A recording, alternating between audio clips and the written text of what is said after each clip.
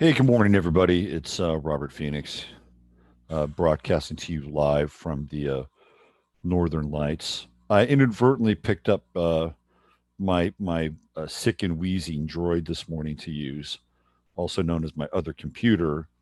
And well, here we are. I thought that this would provide some sort of, at the very least, visual stimulation and obviously simulation as well. How's it feel to just bask in the glow of the northern lights? Oh yeah, it's kind of the positive updraft of magnetic flow, the healing glow of the aurora borealis. Let's see who is in chat today. There's Tamara. There's Joan. Hey Joan, love the background. There's Joe Dimitri. Kestrel. Hey Kestrel, heard you're a big hit on a conspiracy cocktail the other night. That's cool. Very, very cool.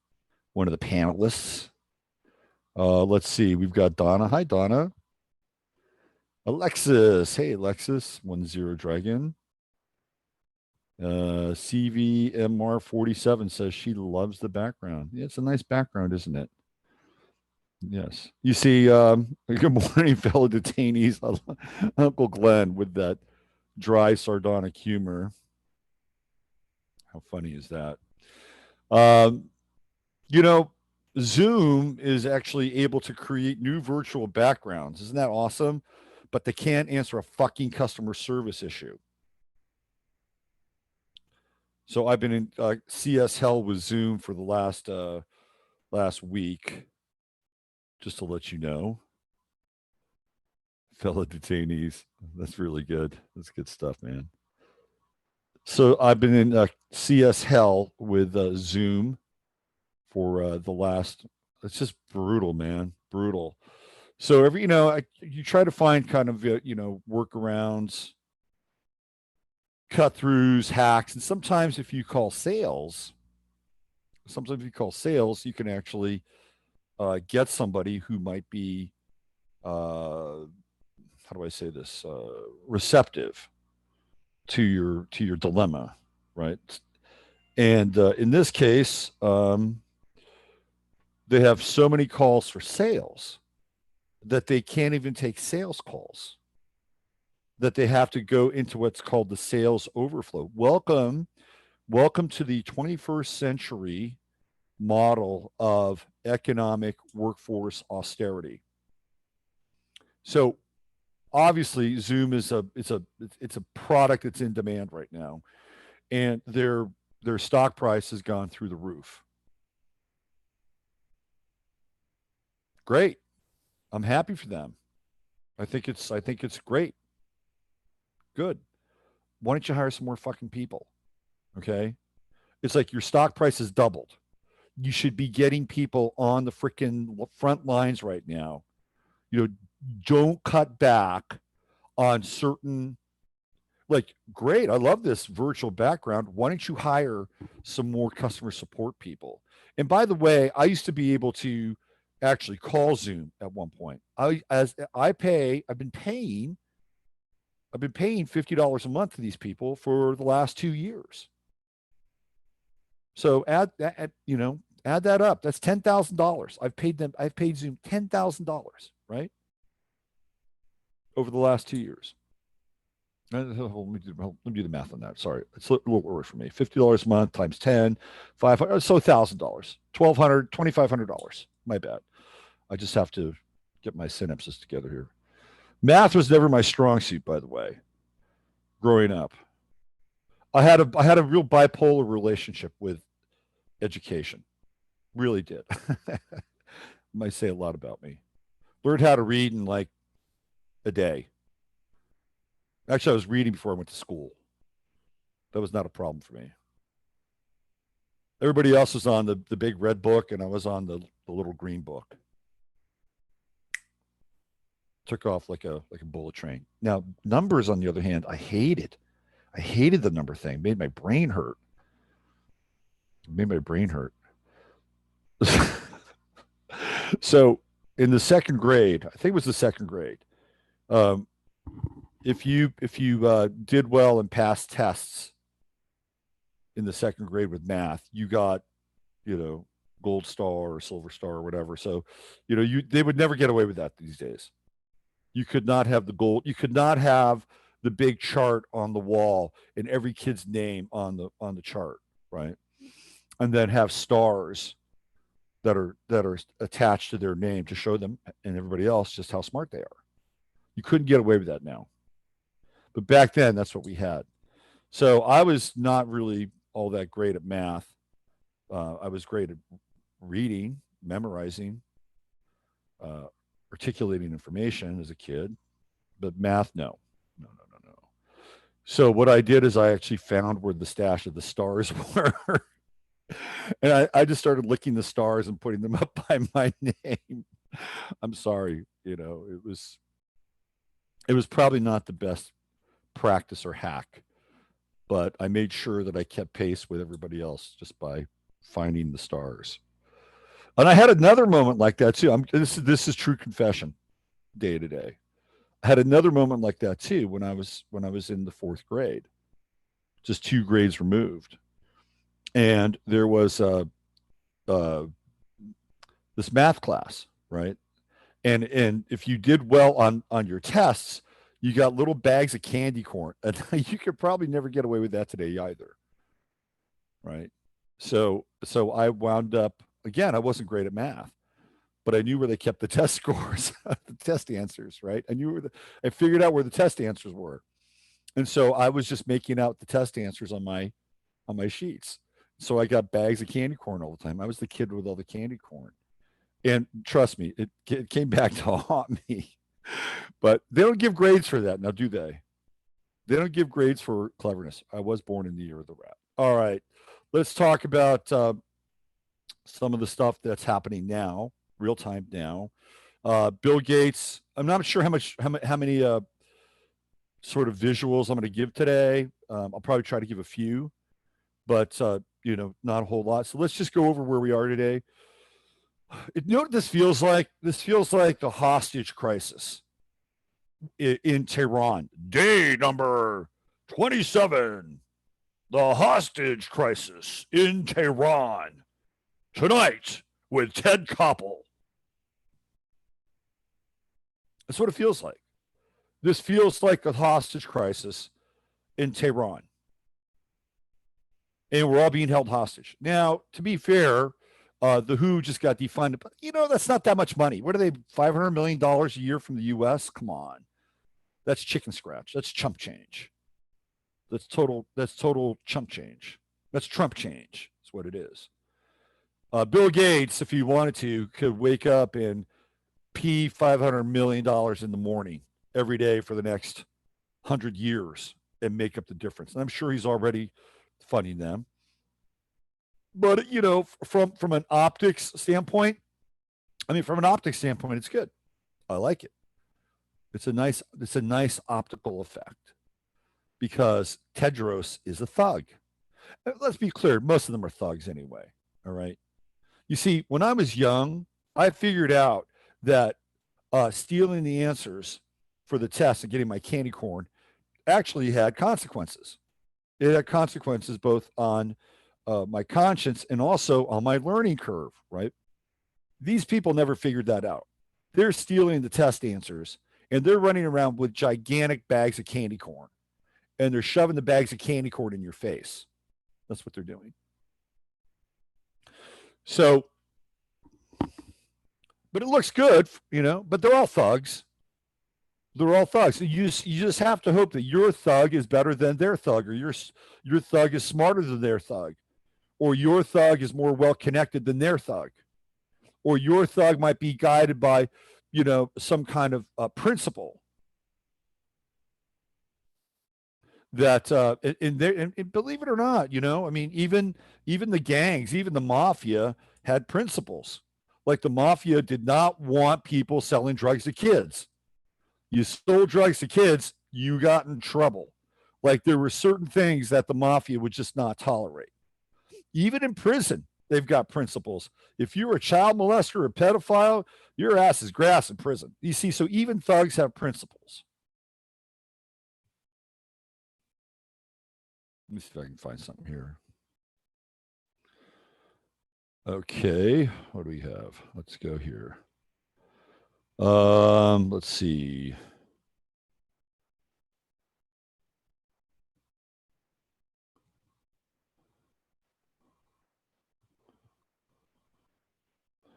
Maybe this computer here will be just a tad faster, perhaps, than my archaic model. At the very least, we get some nice. I can only stay on for an hour today because what happens is that this computer overheats. I can't talk anymore. Um, Here, let me give you an idea about how thugs have principles. Pablo Escobar, perhaps one of the greatest thugs of the 20th century, was notorious. He was notorious. He had no moral conscience when it came to murdering or taking out his competition or his uh, the authorities who would want to capture him.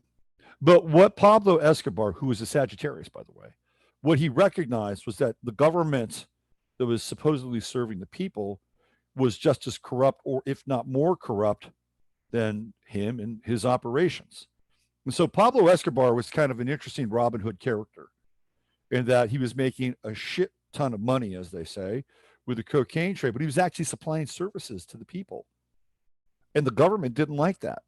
The government saw Pablo Escobar not as a criminal, but as a competitor in their enterprise.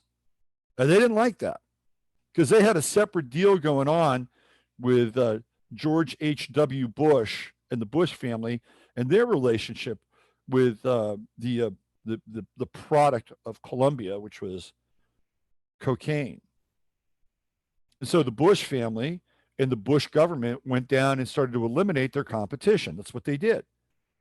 They had a group called the Zetas that they had conscripted, and the Zetas were brutal. They were basically death squads, and they were roaming Medellin, Bogota, wherever they needed to go, and they were just murdering family members that were even remotely connected to anybody connected to Pablo Escobar and their cartel. That's what they were doing. And ultimately, what they wanted to do is they wanted to eliminate the competition, which was Pablo Escobar. And that's what, all that stuff with the war on drugs and Bush is all bullshit. So our thug wound up being stronger than their thugs. Same thing in Panama, right? With Manuel Noriega. Noriega wanted a bigger cut of the cocaine trade coming through Panama, which it was.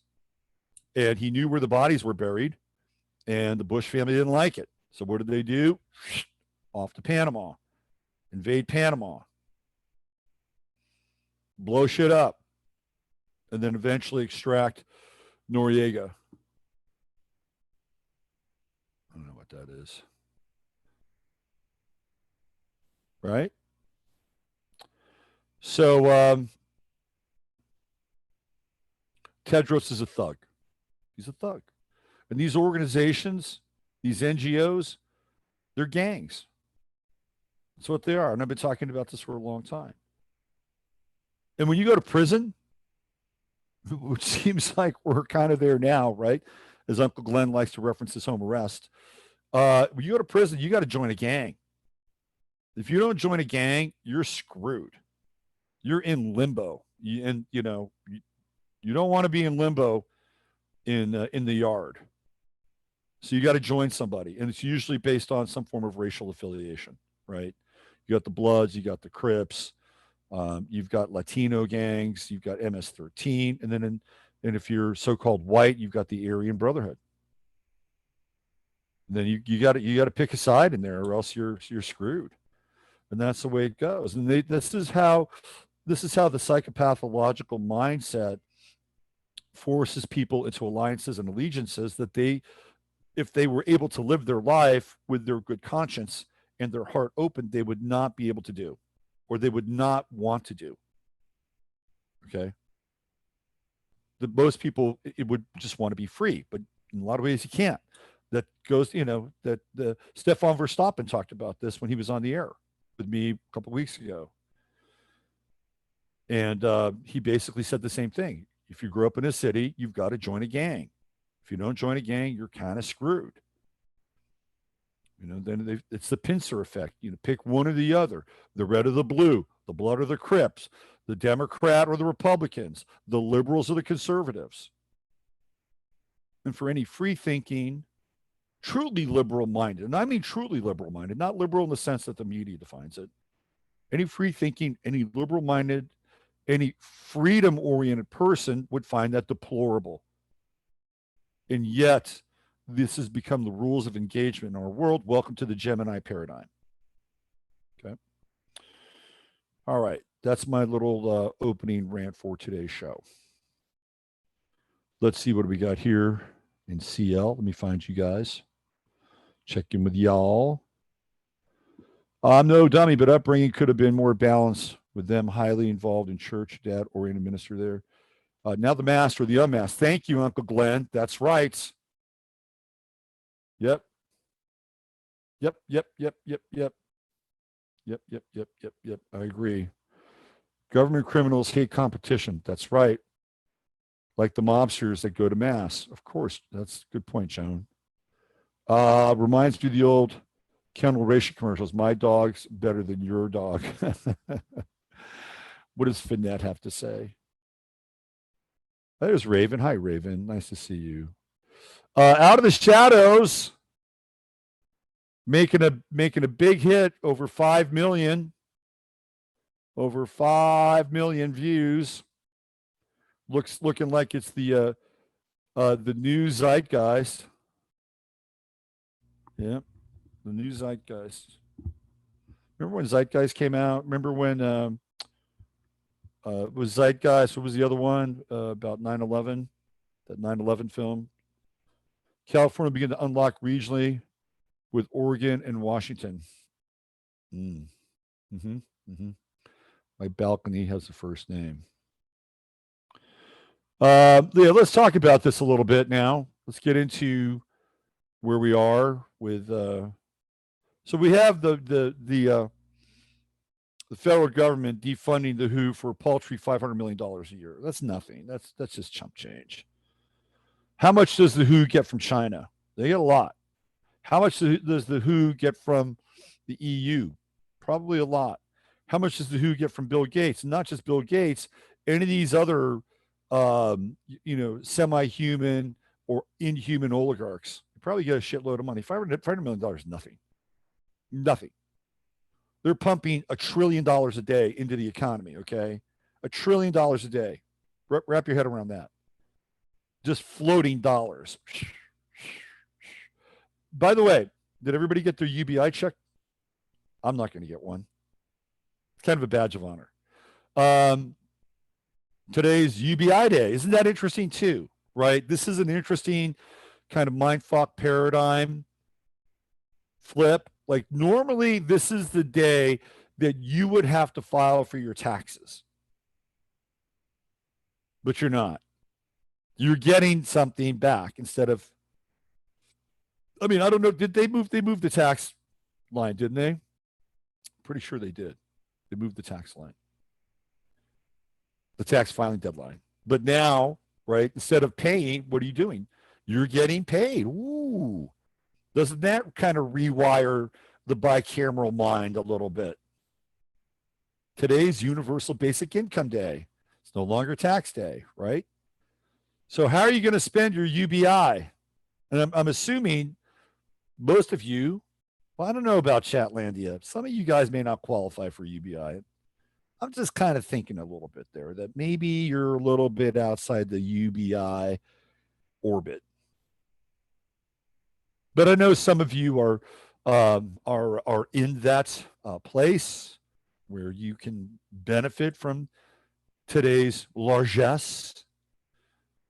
How are you, or what are you going to spend your UBI on? Let me check in with you guys. Who got their UBI remittance? Let's see. Luann, I'm not getting one either.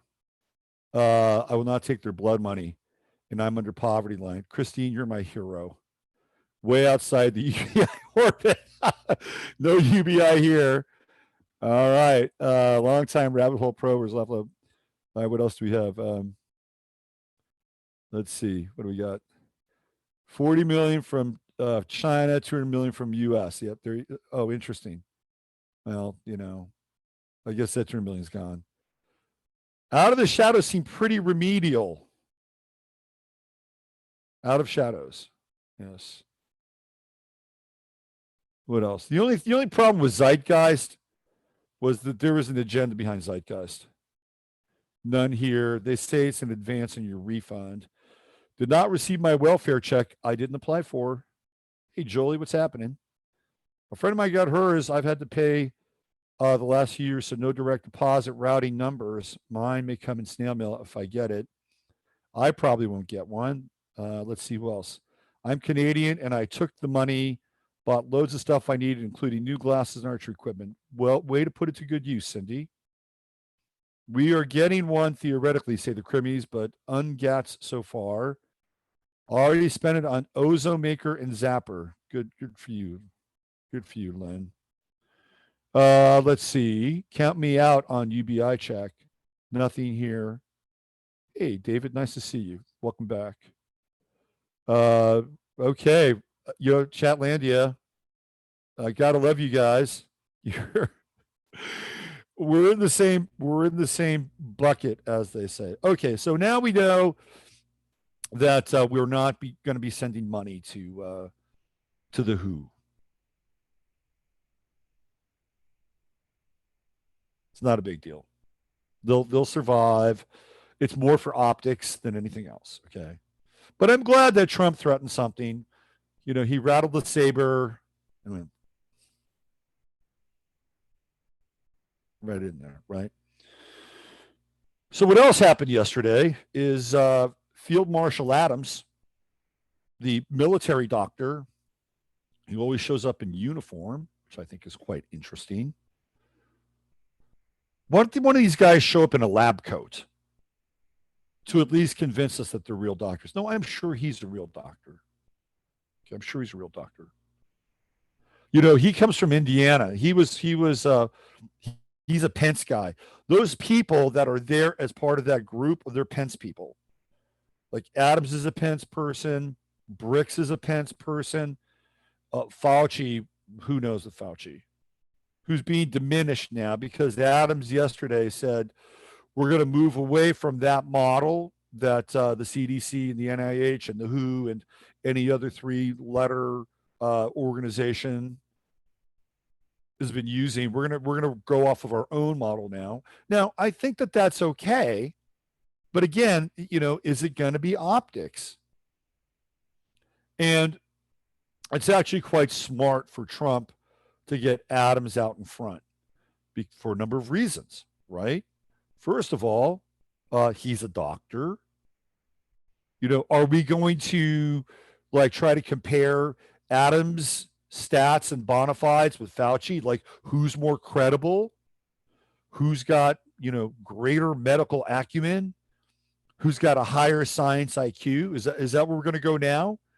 Are we gonna put them up against one another and really try to make a valid judgment based on their historical track record?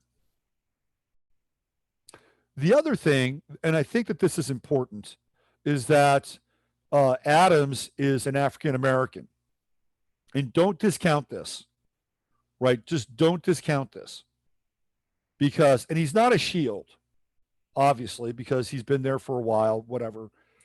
But by him making this announcement and not Trump, number one, it's a doctor. And number two, right, to theoretically, because he did this with Obama, if you criticize Obama, you were considered racist. That was a big deal. And I didn't get that for a while. I didn't get that. I was kind of naive early on. But if you criticize Adams, does the same rule apply? Right? Does the same rule apply? So this is actually a very smart move because number one, Trump delegates. Number two, he delegates to somebody who is a medical professional. Number three, he is a so-called African American, and he can basically absorb any kind of criticism or censure because the precedent's already been set. The precedent's already been established. And then finally, number three, he's military. That's the other thing. You know, God knows we have so much respect for the men in green and the men in blue, or the women in green and the women in blue. So they're almost like sacrosanct sacred cows. So it was a good move. However, that said, now the other side is countering. And the other side is talking about, and I saw this on CNN. They've got some Harvard wonk on there now who's basically parroting the new line. See, the goalposts keep getting moved on this thing. They just keep getting moved. So now they're talking about 2022. That they don't want the country to reopen with any reasonable facsimile till 2022. Are you ready to take 2 years of a modified version of this? You ready for that? If not, you better start to wrap your head around it. I'm not saying it's going to be reality, but that's what they're saying. This is the new line, whether it's Zeke Emanuel or some Harvard wonk that's on CNN with Anderson Cooper. This is going to be the new normal, and social distancing is not going to go away. It's not going to go away because they're going to respectfully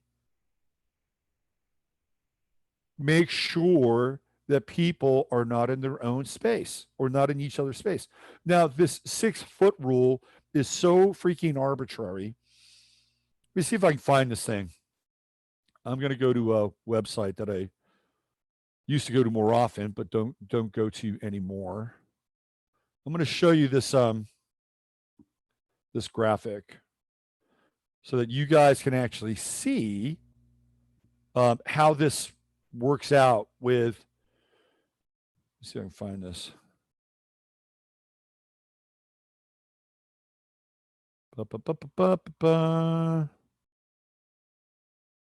By the way, I think Jeff Rentz has sold his website. I think he's still doing the radio stuff, but it's no longer rents.com. It's called Alt News. Even though it's rents.com, the heading is Alt News. Let me see what we got here. And it's definitely become an arm and an apparatus against Trump. It has been for a while now. It is so what I wanted to show you, and it's not there anymore, is that there's a sneeze, and they have like a heat vector, or what do we call it? A heat photo, right? And the sneeze travels at least 20 feet. Okay, 20 feet. Now, do you really think that the 6-foot rule is really effective when a sneeze travels 20 feet? I don't think so. So this whole idea of, never going back to the way we were, not shaking hands, not hugging, this is all social engineering. They are socially engineering our behavior, how we move, how we comport ourselves. It is social engineering of the highest order. Things are happening in Michigan, and Michigan has decided to push back against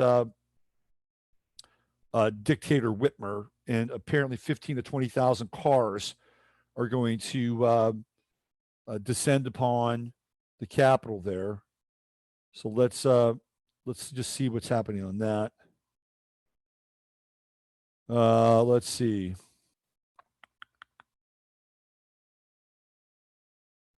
So Lansing is going to get inundated. That's going to be interesting. Are they going to put up barricades on the way to Lansing? What is going to happen with that? What is going to happen with that? They're saying there should be over 15,000 people or more. I wonder how the media is going to cover this. I was talking to a friend here in Fred, and she has a friend, woman, third party that I also know who's from Laredo. And apparently in Laredo, you've got to drive around with the mask on in your car. Oh man, that is rich, very rich. So, what are you guys' thoughts on UFOs? Do you think there's a UFO threat happening? Do you think that that's coming? Because that's one of the that's some of the chatter, and I don't cover a lot of UFO stuff. That means I don't believe that there are. I think the whole UFO thing is interdimensional and interplanetary, like from down there. But there seems to be a lot of chatter about the UFO. Perhaps it's Project Bluebeam, the final outcome of the Werner von Braun model. Perhaps. Let's see what we have here. I'm just trying to find this one piece that I found was interesting. Let's see. Oh, here we go. This is an interesting one. Let me see what we got here.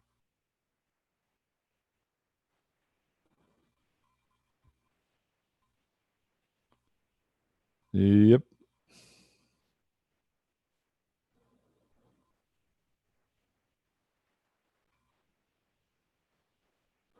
So, a Russian professor, let me see if I can pull this thing up, predicted that the U.S. was split up into basically, was it 5 different regions, 6 different regions? And let me throw this out here. And I'm wondering if this is where we're actually headed in some ways. Let me throw this up. This came out a few years back and was definitely on my radar. But what's interesting about this is that this image that I'm about to show you here is sort of commensurate with both the FEMA regions and, if remember, it was about 2 weeks ago that they essentially, the people from the Hunger Games world and the Hunger Games community voted on the different states of Pan Am, which is, the new version of America. And those states that they theoretically voted on, if they did, they actually resemble FEMA regions. So let me show you this. So this was the Russian professor's prediction of what's going to happen to the U.S. So we have the California Republic will be part of China or under Chinese influence right there, right? And then this area or region would become part of the Texas, be called the Texas Republic. It would be part of Mexico or under Mexican influence. And then here we have the Central North American Republic, which would be under Canadian influence. And then on the East Coast, we'd have Atlantic America may join the European Union. And then Alaska would go to Russia, and Hawaii would either be Japan or China. It's kind of, we're looking at the FEMA regions. We're looking, is this what's happening? I've been talking about the Balkanization of the U.S. And I'm still not convinced that we are going to have an election come November. Because now the turf war is all about mail-in ballots and all the other stuff that goes along with it. That's the new turf war. And of course, the left wants the mail-in ballots, and then the theoretical right wants voter ID. And here we are in the midst of a phony pandemic, and they're still hashing this shit out. Okay. What else do we have? Bill Gates is getting pummeled, thank God. He's getting just torched on Twitter. He has a Twitter page. Feel free to go after him on Twitter. He's open game. He's a public figure. Of course, he's been just slaughtered on Instagram. And how would they not know this, right? I mean, even with his trolls going and removing the comments, the deleterious and negative comments, um, you know,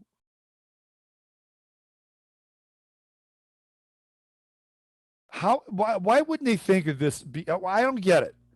I mean, these are supposed to be the smartest people in the world. Or maybe they just don't give a shit.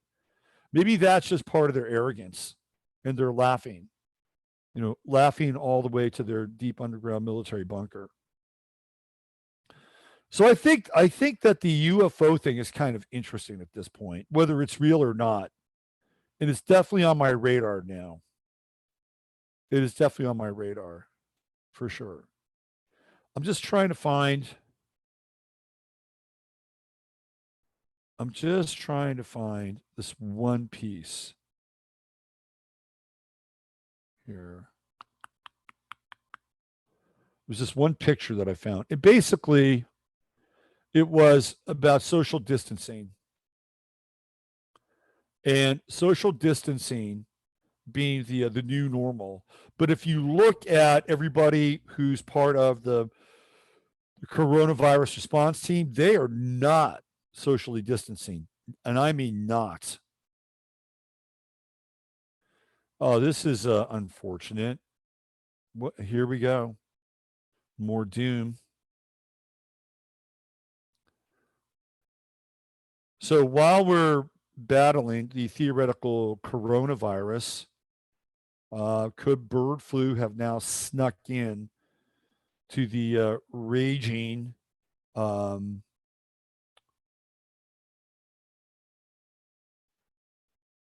the raging pantheon of contagion? This is a story here that's just popping up now.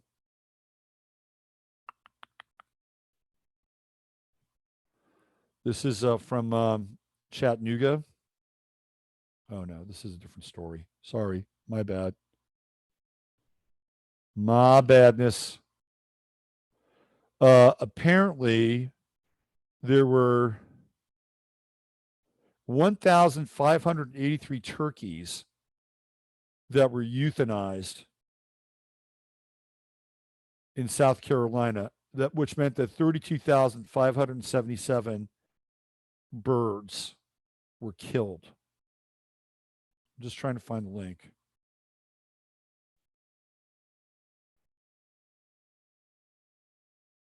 Here it is.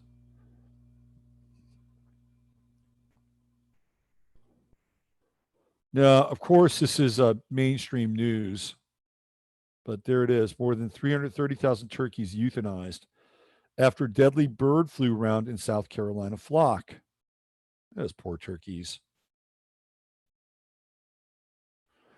An infectious and fatal strain of bird flu has been confirmed in a commercial turkey flock in South Carolina. The first case of the more serious strain of the disease in the United States since 2017, and worrisome development for an industry that was devastated by previous outbreaks. Okay, so not only do we have that, but we also have the Smithfield plant, I believe in South Dakota, closing down because the workers there have displayed or come down with the dreaded coronavirus. Smithfield, of course, being owned by the Chinese. The Chinese bought the Smithfield.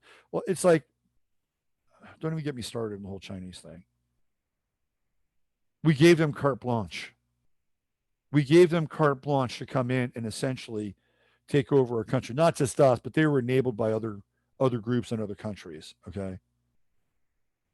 And that all really got ramped up during the Clinton administration. Most favored nation trading status, giving them secrets, technology, handing over ports to them like Long Beach. Just insane. And the other thing that a lot of people don't talk about is there are a number of economic free zones in the United States for China, which means that they can essentially have free trade zones where they pay no taxes. They pay absolutely no taxes in these economic free trade zones that they've set up. They're like little sovereign municipalities inside the United States. When it came to building the Bay Bridge or rebuilding building the new Bay Bridge, who built it? Not an American company. A Chinese company built that Bay Bridge. And who was the governor of California at that time? Arnold Schwarzenegger, the so-called conservative, who was really nothing more than a second generation fascist, actually third generation. It was his grandfather, who was an admitted member of the Nazi Party, but a very good globalist, you know, shucking and jiving and hoodwinking people along the way. So this thing's been going on for a while. And decoupling from this, if even that's their goal, which I seriously doubt in a lot of ways, because the globalists love their international trade and they love their tax-free zones. You know, if you don't know the formula about how stuff gets to Walmart, it goes through kind of this interesting kind of tax-free zone that miraculously, magically just exists over the oceans. You know, once it leaves China, it gets washed. All the goods get washed and they're tax-free when we come to Walmart. But if Walmart was going to buy those same goods in the United States, they wouldn't have the same kind of benefit. And I've told this story before. I didn't know this guy, but he's a kind of an extended member of my family on my father's side. He had a sock factory and was making very nice socks, doing well. And Walmart wanted to pick up his line of socks. He's like, okay, cool. Right. So he gets into this negotiation and discussion with Walmart. And I don't know what the terms and conditions were with the with the negotiation and the potential, I wouldn't call it merger, but distribution agreement, production distribution agreement. But down the line, they tell the guy, well, listen, you gotta relocate your company or you've got to find a Chinese company to make your socks. And he refused because he was employing people. He said, no, I can't do that. I've got employees. And this is, they're fairly far down the line with this negotiation and agreement. And Walmart said, well, we can't work with you. We cannot work with you. Sorry. But so much had transpired and they were so far down the line in this thing. And I do believe that there were legal loopholes that were inside that contract that he was either forced to do this or he had to shut his business down. And out of principle, he didn't do it. That's how Walmart plays. It's another gang. It's another gang family. The Walton family is a gang family. It's a super rich Arkansas gang family. And I've detailed Sam Walton's life on a number of occasions. A very, very odd guy. Very odd guy. And one of his wartime gigs, he was somebody that was actually promoted very quickly inside the United States Army. This is during World War II. He was in charge of the internment camps in California. That's what Sam Walton did. Think about that for a moment and think about the future of Walmart and what Walmart might actually be or become. All right, let me check in with you guys. See, oh, by the way, I want to go back to the turkey thing. So we have the Smithfield plant shutting down. And, you know, pork is very controversial, very close to the human genome. It's almost like cannibalism in some ways, eating pork. And some people eat it and say, screw it. Other people say, hey, don't eat it. There's a reason why the Muslims and the reason why the Jews don't eat pork, because they know it's cannibalism.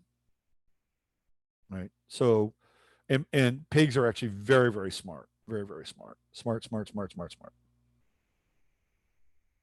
So that said, it's still another meat product.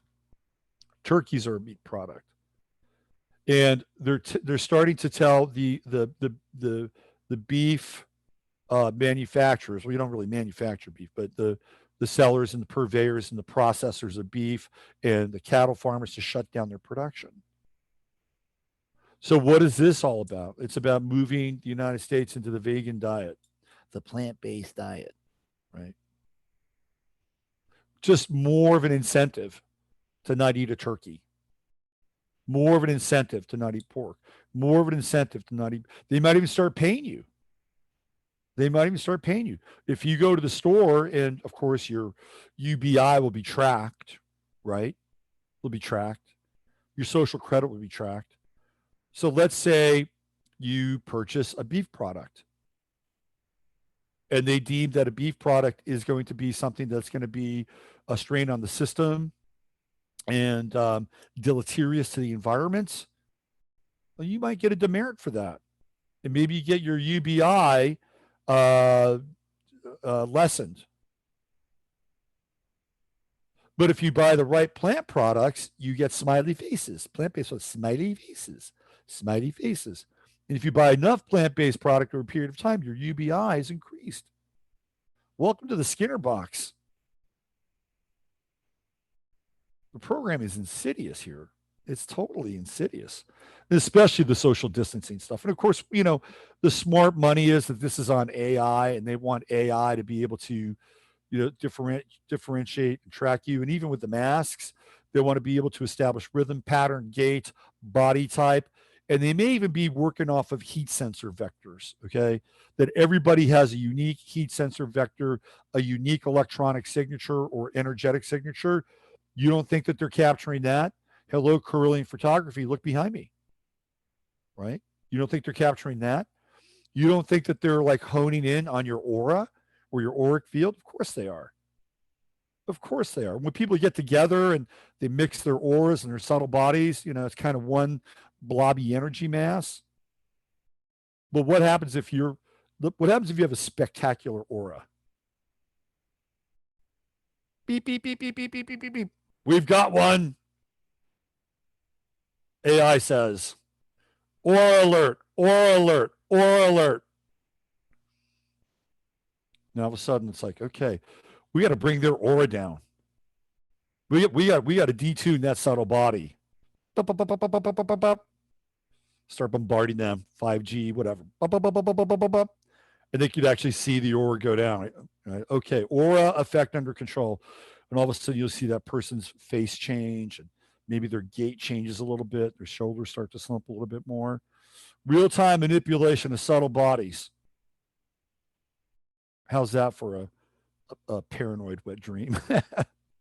You don't think they could do that? I think that's probably very much in their in their playbook. I used to see auras a lot, by the way. And if I wanted to activate that, I could do that again. But it was very distracting in a lot of ways.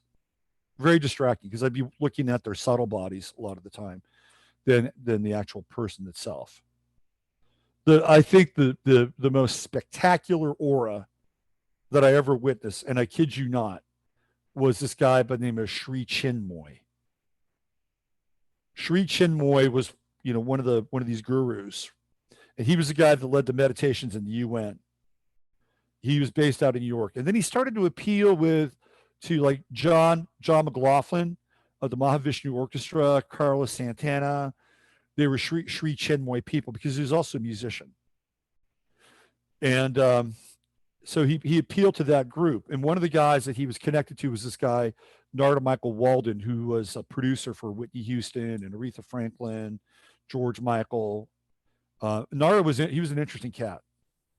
I went to his studio a couple times, Tarpon Studios in Marin County. The guy was a force, man. He was a total force. Great drummer too, by the way. So Narada was into Sri Chinmoy, and then Narada knew Clarence Clemens, the big man, sax player. He was living in the Bay Area, and Clarence, of course, doing musical stuff with Narada. Narada turned him on to Sri Chinmoy, so Clarence became a follower of Sri Chinmoy. And then through that, there were people like Ronnie Lott and Roger Craig and all these athletes started to get into Sri Chinmoy because Sri Chinmoy got into weightlifting and was doing like these massive, 600-pound squats and shit like that. They were like very impressed. I'm not sure I really trust the Sri Chinmoy character, but clearly he had something going on. I went to a free concert at Davies Symphony Hall. That's a lot of money, by the way, to rent out from Davies Symphony Hall. So I went to a Sri Chinmoy concert. The place was packed. And the music was actually pretty good. But I swear to God, this guy had an aura, the color of a of an October pumpkin. It was bright and orange, and it was like a sun around this dude. It's like, holy shit, man, this guy is really throwing some energy off. I'm seeing this, and if you're not seeing it, you're certainly feeling it. So that was an interesting experience. But I think they can. I think they can actually manipulate the subtle body in the energy fields, and it's more than just gait. I think they're going to be able to see this stuff. They're going to be able to say, "Oh, this person's really happy. This person's really content. Oh, look at this, man. This is a rainbow hued aura. Let's add a little gray to that spectrum, right?" So this is where we are now, and it's all. But there's that and the social engineering piece: less connectivity, less touching, less tactile, less gathering together in public. They're talking about now that we're not going to get any concerts, any festivals, anything until 2021, 2022. And what we've seen is they keep moving the goalposts. They keep moving the end zone, right? Oh, you're just 30 yards away, and now you're 50 yards away. You move up 10 yards, 20 yards, 15, 30 yards. Oh, you're just 20 yards away. We're getting ready to reopen May 10th. Oh, we're getting really close to that May 10th line. We're going to continue this through June. Kids are not going back to school. They're not going back to school. Maybe they'll go back and do a little kind of rollout testy thing, but they are rapidly ramping up the software, the interface for kids to be completely and directly programmed through their computer. No more human interface with teachers. No more teachers really caring. And how long will it take for them to create kind of a deep fake or an avatar that looks so much like a human that the kid is actually thinking to have an interaction with a teacher that's a real human? Okay. They're not that far away from putting that together. Teachers of the world, nurses of the world, the people who care for us, the feminine principle, your lives are on the line. Your livelihoods are on the line more than your lives. But if your livelihood's on the line, your life is not far behind. So we are in a human revolution now, and the revolt is to stay human, right? This is the front line of the war on consciousness. Is to retain your humanity, to retain your divinity, to retain your spirituality, which is why, I bring people on the show like E. Michael Jones or Howard Storm or Richard Grossinger. We try to bring you, the spiritual perspective so that you can stay strong spiritually. We also do our best on Fridays to bring you the health perspective as well. We've got some great guests lined up. For this Friday, we have Jordan Foltz, who came through Steve and Chris Crimmy, and I've seen his video. You're going to love this young guy. He's great. Really, really great. And then also joining him on Friday is going to be Sharon Rose. And Sharon Rose is Jay Whitener's wife. And Sharon is a documentary filmmaker, and she's also a very adept practitioner of Qigong. So we're going to talk with Sharon about Qigong, the science of Qi, how to develop it, how to work with it. So it's going to be a great show on Friday. Terrific show on Friday. And we have Sayer G is going to be with us on in the upcoming shortly. We have a date set. I just need to confirm a few things before I announce the date on that. But he's coming, and we got more people that are coming to us on Fridays. And this is my commitment to you, and Steve and I are working diligently to bring you high quality guests, and Steve is doing a terrific job, fantastic job.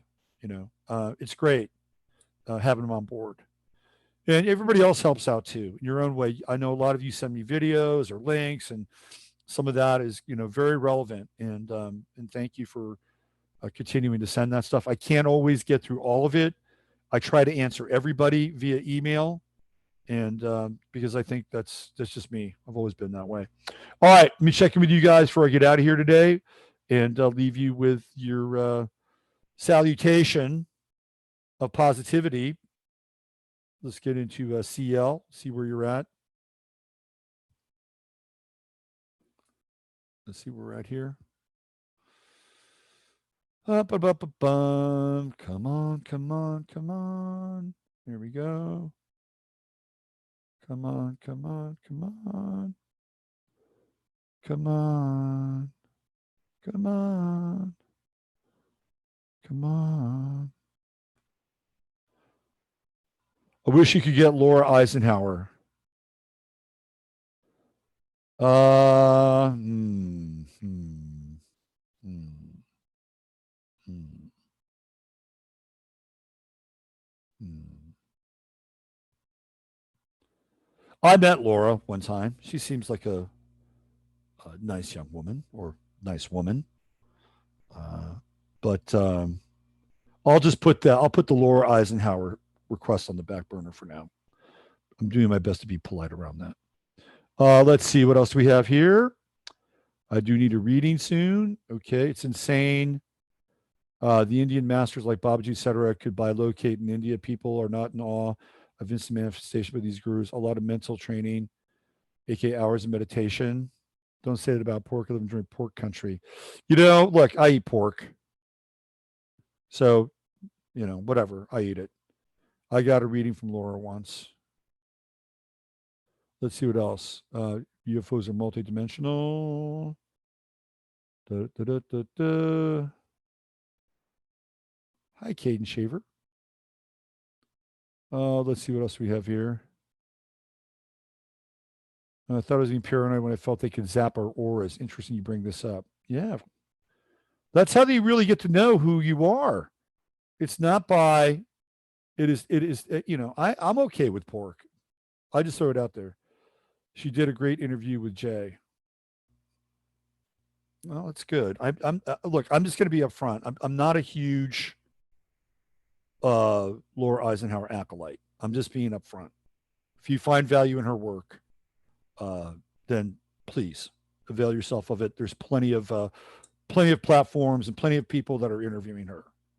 I don't mean to be Mr. Debbie Downer. It's just not up on my priority list. Like this kid that I'm interviewing Friday, this Jordan Foltz. These people are my priority in a lot of ways, right? Because Jordan Foltz is young. He's talking about young men and rituals and transformation for young men and how young men have been completely sort of cast aside. So I'm really interested in that, right? I'm really interested in people that can create culture, that can create a new culture. And I'm sure she has very interesting information on some level. But, I want the Virgo in me says, let's bring people on that have something that we can use and really build from. Okay, that's enough Laura Eisenhower talk for today. Let's see. Pork chops. I do love a good pork chop. I do love a good pork chop for sure. She's confusing. Okay. Um,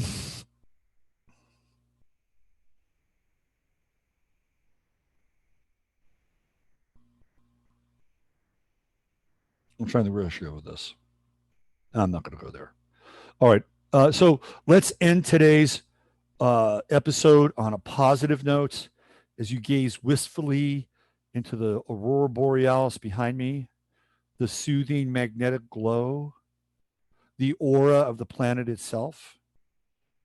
This is a really good time always to reaffirm your humanity and to even think about things like your subtle bodies and your energy body and your aura, and to make sure that you even feed that as well, whatever that is, through quietism, through meditation, through exercise, through breathing, right? You want to keep your aura and your auric field strengthened as well. And there are also devices, not devices, but technologies. Masaki has his tensor rings. Shungite seems to be something that's good for the the protection of the auric field and the subtle bodies and the energy bodies, right? You know, maybe you can even do some sort of visualization where you can actually see your subtle body, your energy body expand and grow, because it is your front line or your first line of protection against everything, by the way, everything, including invasive energies, entities, and demonic thought forms, vampiric people. They're out there. So take care of your subtle body. Take care of your energy body. Do something good for your subtle body today. Maybe you can stroke it. Good subtle body. Good subtle body. Or maybe, just maybe, your subtle body and the subtle body of another person can come into contact today. And guess what? Your subtle body's become bigger. How about that? Consciously aware of the expansion of one's potential. You guys are switched on. You got the high beams on. So I'll be back tomorrow. Thanks for being a part of today's show, as always. You know, do my best to bring you as much high quality content here as I struggle through some of these interesting technological pieces that I'm dealing with. In the meantime, use your head to discern what's real, your heart to step what's possible.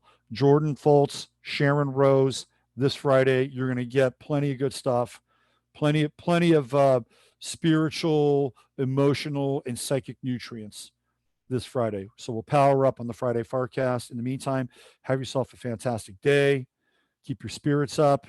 I'm Robert Phoenix. Use your head to discern what's real, your heart to stay open to what's possible. And take good care. Bye for now.